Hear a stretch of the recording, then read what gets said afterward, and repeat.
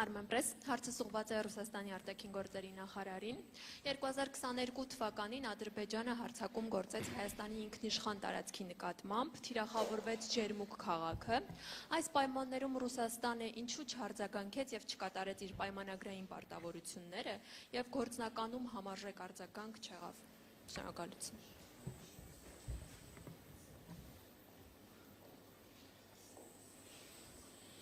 Я не знаю, что вы называете соответствующей реакцией. Реакция, которая отвечала нашим обязательствам. Մեր պարտավորություններից փոխող արձագանքը, որը համապատասխանում էր հատկում Հայաստանի հետ մեր պայմանագրային պարտավորություններից, այդ արձագանքը եղավ անմիջապես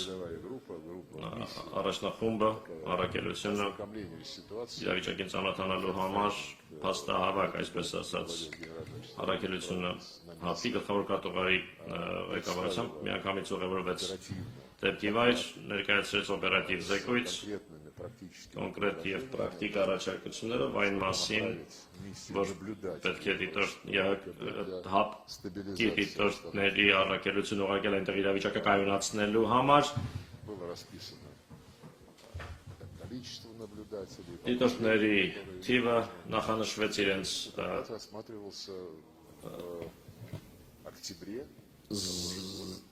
զինատեսակների կազմը, այդ հացը քննարկվեց նույն տարվա հոկտեմբերին Երևանում հապկի գագաթնաժողովի ընթացքում, դրանից առաջ եղել էր կառավարությունների հանդիպում, աշխատում էին արտգործնախարարները եւ պաշտպանության նախարարներն այդ ուղղությամբ, աշխատում էին երկար, իրենք էին խմբագրում այդ առաջարկությունները, որոնք հապկի կառավարության կողմից ներկայացվեցին, Սամվել Միրզոյանի նախագահությամբ եւ վերջում մենք հասանք կոնսենսուսի ամբողջ տեքստի վերաբերյալ եւ առավոտյան տեքստը ներկայացվեց պետությունների կառավարությունների ղեկավարների քննարկմանը, բայց այդ իրավիճակում արդեն տեքստ համաձայնեցված տեքստը տարբեր պատճառներով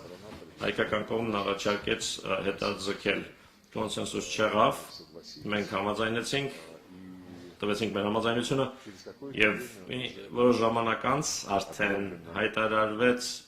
նոյեմբերին 2022-ի հայտարարվեց Եվրամիության առաքելության մասին եւ Պրահայում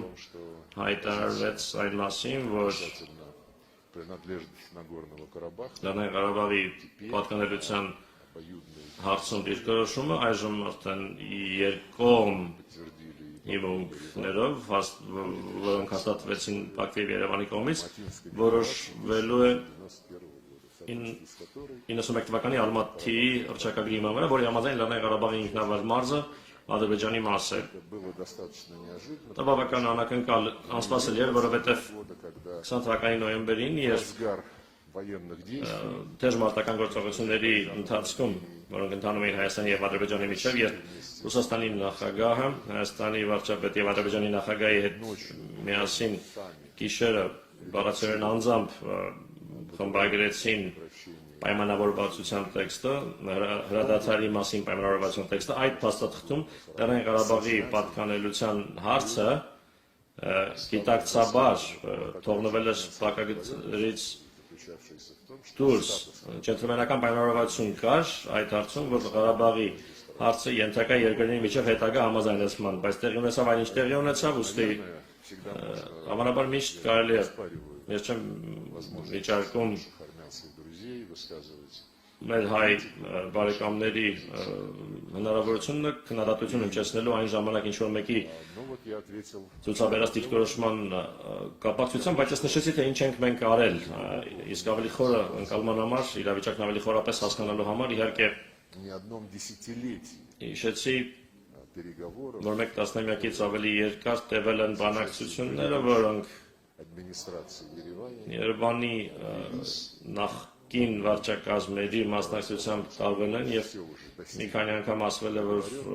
հասել ենք պայմանավորվածության, բայց այդ պայմանավորվածությունները փլուզվում էին, այո, կարելի է քննադատել, բայց չեն քննադատում նրան, ով ոչինչ չի անում, իսկ մենք հենց փորձում ենք, ջանք ենք գործադրում։